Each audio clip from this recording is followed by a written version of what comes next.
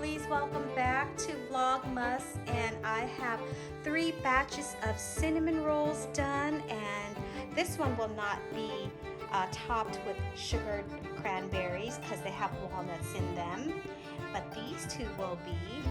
I have boxes that I will be putting them in, and so how does this look? Oh, it looks so neat.